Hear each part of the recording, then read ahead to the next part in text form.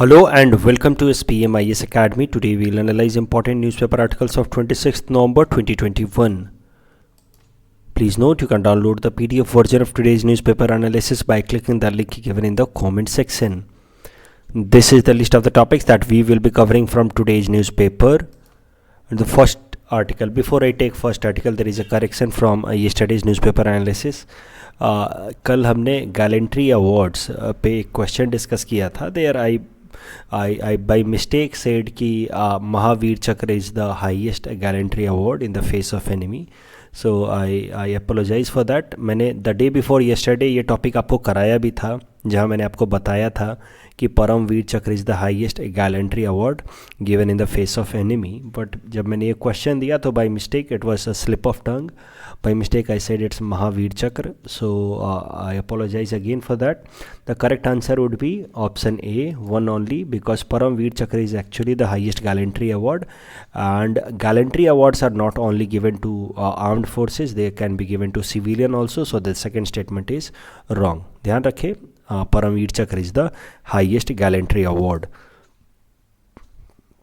The first article is taken from editorial segment. It is from the report of National Family Health Survey number 5. This topic is important from our syllabus paper 3 governance point of view, especially from the segment health.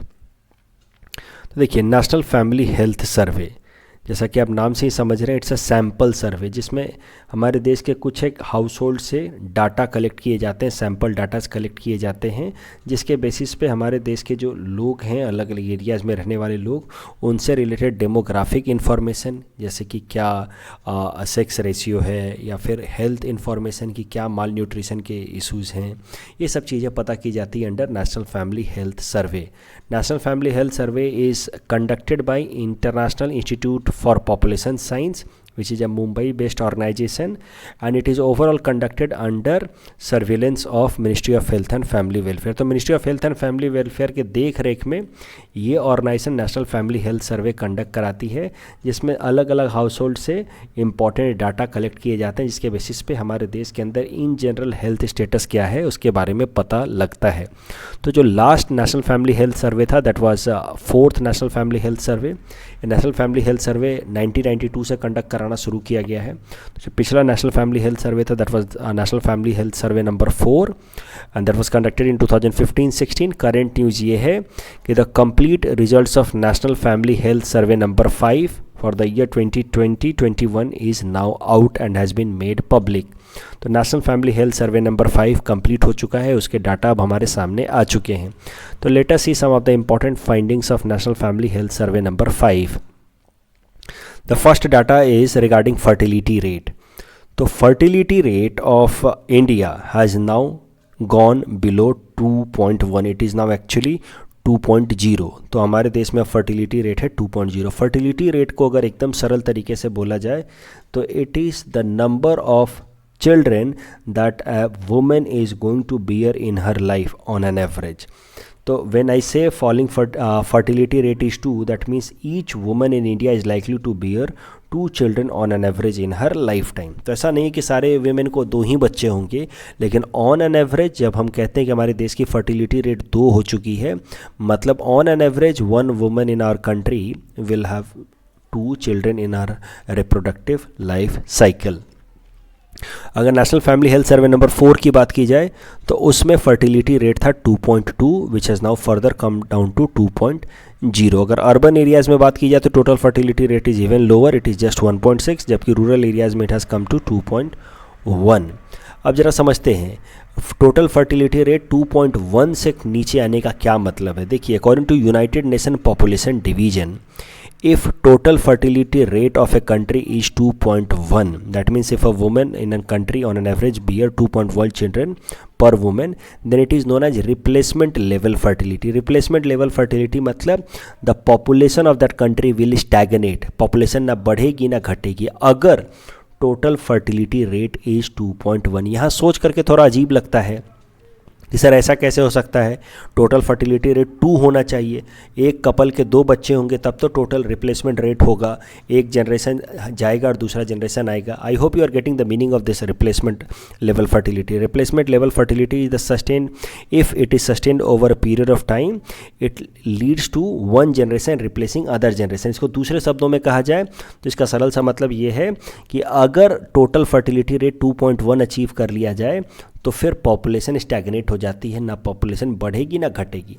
And this 2.1 has been given by united nation population division. उनका ऐसा मानना है कि 2.1 अगर एक women on an average 2.1 बच्चे पैदा करती है. अब इसमें भी कंफ्यूज मत हो जाना कि सर एक वुमेन 2.1 बच्चे कैसे पैदा करेगी. ऑन एन एवरेज मतलब 10 वुमेन अगर 21 बच्चे पैदा करती हैं तो फिर उस देश की पॉपुलेशन स्टैग्नेट हो जाएगी, क्योंकि कुछ लोग अनमैरिड रहते हैं, कुछ लोग आप समझिए in their reproductive life cycle they do not go for children. तो इस तरीके से एग्जैक्टली 2 ना रख करके यूनाइटेड नेशन पॉपुलेशन डिवीजन ने कहा है कि अगर किसी भी देश का टोटल फर्टिलिटी रेट 2.1 है तो माना जाएगा कि it has achieved replacement level fertility, मतलब it has achieved stagnant population. अगर अब हमारे देश में बात की जाए तो हमारे देश में total fertility rate has come to 2.0, मतलब हमारे देश में धीरे धीरे पॉपुलेशन आने वाले टाइम में घट सकती है according to this data. Over a period of time देखा जाए तो देखिए हमारे देश में टोटल फर्टिलिटी रेट कितना कम हुआ है. ड्यूरिंग इंडिपेंडेंस हमारे देश में फर्टिलिटी रेट 6 के आसपास हुआ करता था, मतलब on an average a woman use to have 6 children in her reproductive life cycle, which came down to 2.2 in the last National Family Health Survey, that was National Family Health Survey number 4, which has further come down to 2.0. अगर आसाम की total fertility rate की बात की जाए तो that is already very low, it has come to 1.9 according to national family health survey number 5. तो आप देख सकते हैं national family health survey number 4 में total fertility rate was 2.2, now it has national family health survey number 5 में total fertility rate is 2.0. दूसरा important data है regarding sex ratio. तो according to this national family health survey number 5 there are about 120 women पर 1000 main. तो इस data को देख करके हमें लगता है कि हमारे देश में सेक्स रेशियो जो है वो वुमेन के फेवर में आ चुका है. लेकिन जो भी डेमोग्राफी एक्सपर्ट्स हैं, जो भी पॉपुलेशन एक्सपर्ट्स हैं, वो कह रहे हैं कि ऐसा रियल सेंस में नहीं हुआ होगा, क्योंकि ये जो नेशनल फैमिली हेल्थ सर्वे कराई जाती है इसमें हर एक पूरा 100% डाटा नहीं लिया जाता. It is based on data taken from certain house holds. For example national family health सर्वे ने टोटल 6,36,000 हाउस होल्ड से डाटा कलेक्ट किए हैं. लेकिन इन डाटाज के मदद से हमें ये लगता है कि देयर आर अबाउट 1,020 वुमेन पर 1000 मैन. लेकिन that can not be the guarantee कि ओवरऑल हमारे देश के अंदर सेक्स रेशियो जो है वो वुमेन के फेवर में आ चुका है, ऐसा नहीं कह सकते, क्योंकि ये तो सेलेक्टेड है, ये तो काफ़ी लिमिटेड डाटा हमने कलेक्ट किया है. लेकिन इस डाटा के बेसिस पे ये ज़रूर कहा जा सकता है कि there are at least 23 states in our country including Assam जहाँ पे sex ratio has been now in favour of women. It appears at least according to national family health survey number 5.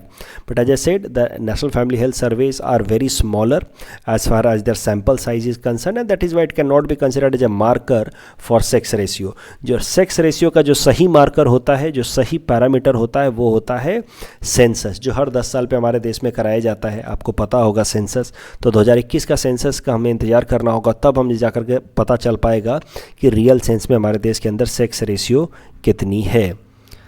Next data is regarding women empowerment. तो देखिए इसमें women empowerment से related कई सारे data हैं. इनमें से हम इंपॉर्टेंट डाटा अपने हिसाब से पिकअप कर सकते हैं to write an answer. For example participation of married women in household decisions has now increased from 73% to 92%.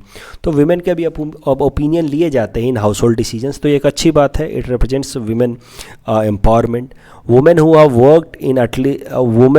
Worked in last 12 months and have been paid in cash, that has also increased from 21% to 24.9%. लेकिन यहाँ आप decline देख सकते हैं. Women owning a house और land, family health survey number 4 यानी कि 2015-16 में it was 34.9%, it has come down to 22.7%. Women having a bank और सेविंग्स अकाउंट 64% से बढ़ के 72%. Women having a mobile phone that they themselves use has increased from 66 to 73%. और overall nutritional status की बात की जाए या ओवरऑल डेमोग्राफिक डाटा की बात की जाए तो women body mass index below normal 10%, ये सब बहुत ज़्यादा इंपॉर्टेंट नहीं है. हाँ, कभी इंटरनेट पेनिट्रेशन पे सवाल आ जाए तो आप ये डाटा का इस्तेमाल कर सकते हैं कि there are about 63% women who have now used internet in their life and there are about 85% men in our country who have now use internet in their life. ये डाटा इंपॉर्टेंट है. Plus out of pocket expenditure, कभी health sector पे सवाल आ जाए तो आप कह सकते हैं कि आउट ऑफ पॉकेट एक्सपेंडिचर पर delivery has now significantly decrease in our country according to national family health survey number 5 with respect to national family health survey number 4. Out of pocket expenditure मतलब अपने जेब से क्या खर्च करना पड़ता था बच्चे के डिलीवरी के टाइम में, वो पहले लगभग 8,500 रुपये थे, अब now it has come down to 2,500 rupees. मतलब इट सिंपली टेल्स कि हमारे देश में जो गवर्नमेंट हॉस्पिटल्स हैं वहाँ पे डिलीवरी के जो भी सर्विसेज हैं वो इम्प्रूव हो चुके हैं और सरकारी अस्पतालों में अब सस्ते दामों पे बच्चों की डिलीवरी हो जाती है in institutionalised manner. That you can say with help of this data. The next article is taken from international segment. It is about Nepal and Bangladesh who have now graduated to developing countries list. This topic is important from our syllabus paper 3 international agencies point of view. सबसे पहले समझते हैं कि least developed countries LDCs होते क्या हैं. देखिए, United Nation ने 1971 में कुछ दुनिया के बहुत गरीब पिछड़े हुए देशों की एक कैटेगरी बनाई जिनको कहा गया लीस्ट डेवलप्ड कंट्रीज़. और लीस्ट डेवलप्ड कंट्रीज़ को डेवलप करने के लिए, उनके अंदर डेवलपमेंटल इशूज़ को लाने के लिए over a period of time United Nation ने 4 कॉन्फ्रेंसेस कराए on least developed countries. United nation conferences on least developed countries 1981 में, 1990 में, 2001 में, 2011 में, और 5वां conference on least developed countries has been conducted in 2021. जो चौथा कॉन्फ्रेंस कराया गया था ऑन लीस्ट डेवलप्ड कंट्रीज़, उस टाइम में पूरा एक 10 साल, एक पूरा decade from 2011 to 2020 was declared for development of least developed country, और उस डिकेड का नाम दिया गया Istanbul programme for action. So Istanbul programme for action is an initiative taken at United Nation in order to bring development at least developed countries. तो there are total 46 least developed countries across the world जिसको United Nation ने identify किया है अंडर इस United Nation conference of least developed countries. अब इनमें से 6 ऐसे कंट्री हैं who have graduated over a period of time. मतलब ग्रेजुएटेड मतलब जो लीस्ट डेवलप्ड कंट्रीज़ की कैटेगरी से निकल करके बाहर जा चुके हैं और डेवलपिंग की कैटेगरी में आ चुके हैं. क्या क्राइटेरिया होता है लीस्ट डेवलप कंट्री से ग्रेजुएट करके डेवलपिंग के क्राइटेरिया में आने का या डेवलपिंग ग्रुप में आने का, वो भी ज़रा देखते हैं. तो देखिए, there are 3 criterias. Per capita income एक पर्टिकुलर लिमिट तक पहुंच जानी चाहिए. ह्यूमन असेट्स मतलब हेल्थ, एजुकेशन, वो एक पर्टिकुलर लिमिट तक पहुंच जानी चाहिए. और इकोनॉमिक वल्नरेबिलिटी लिमिटेड होनी चाहिए. इकोनॉमिक वल्नरेबिलिटी मतलब कि उस देश का जो भी इकोनॉमिक स्ट्रक्चर है, जो वहाँ के इंडस्ट्रियल इकोनॉमिक स्ट्रक्चर हैं, वो सस्टेनेबल होने चाहिए. तो इन 3 में से अगर 2 क्राइटेरिया मीट हो जाता है तो फिर यूनाइटेड नेशन की committee for development policy recommendation दे सकती है यूनाइटेड नेशन जनरल असेंबली को कि सर इस देश को अब लीस्ट डेवलप कंट्री से निकाल करके डेवलपिंग कंट्री में डाला जा सकता है. अब करंट न्यूज़ देखते हैं. करंट न्यूज़ ये है कि नेपाल और बांग्लादेश, आप देख सकते हैं यहाँ पे बांग्लादेश और Nepal, apart from Bhutan and Myanmar, they were under least developed category of this United Nations least developed countries conferences. अब नेपाल और बांग्लादेश को ग्रेजुएट करा दिया गया है from least developed country to developing country group. Apart from Nepal Bangladesh एक तीसरा देश और भी है, लाओ पीपल्स डेमोक्रेटिक रिपब्लिक. इसको भी यहाँ से ये लाओस, इसको भी यहाँ से ग्रेजुएट करा करके अब डेवलपिंग ग्रुप में डाल दिया गया है. This decision was taken at United nation general assembly 76th session. किसी भी कंट्री को डेवलपिंग लीस्ट डेवलप्ड कंट्री से लेकर के डेवलपिंग ग्रुप में डालने से क्या फ़ायदे होते हैं वो भी ज़रा देखते हैं. तो the benefits of graduating a country from LDC to developing category. देखिए उस देश की ओवरऑल रैंकिंग आप समझिए कि क्रेडिबिलिटी इंप्रूव हो जाती है। आप कोई भी देश को अगर बोलेंगे कि ये लीस्ट डेवलप कंट्री है तो नेचुरली उस देश में कोई भी फॉरेन इन्वेस्टर पैसा लगाना नहीं चाहेगा। But the moment that country graduates from LDC to developing country, naturally उस देश की ओवरऑल क्रेडिबिलिटी इंप्रूव हो जाती है और उसके कारण उस देश की क्रेडिट रेटिंग इंप्रूव हो सकती है। उस देश में एफडीआई इन्फ्लोज बढ़ सकते हैं, बिजनेसेस के अपॉर्चुनिटीज़ खुल सकते हैं। ये तो एक फ़ायदे हुए, लेकिन कुछ नुकसान भी हैं। देखिए लीस्ट डेवलप कंट्रीज़ को कई सारे प्रेफरेंसेस मिले हुए हैं अलग अलग प्लेटफॉर्म पे। फॉर एग्जांपल अगर आप WTO में जाएं तो लीस्ट डेवलप कंट्रीज़ के ऊपर बहुत कम रेस्ट्रिक्शंस हैं as far as trade subsidies concern. उसके अलावा बहुत सारे उनको एग्जेम्पशंस दिए गए हैं as far as access to market in different countries are concern, specially develop countries are concern. उसके अलावा लीस्ट डेवलप कंट्रीज़ को बहुत सारा पैसा दिया जाता है ताकि वो अपने अपने देश में क्लाइमेट चेंज के इम्पैक्ट को मिटिगेट कर पाए। तो ये तमाम फ़ायदे होते हैं जब एक देश लीस्ट डेवलप्ड कंट्री में रहता है तो।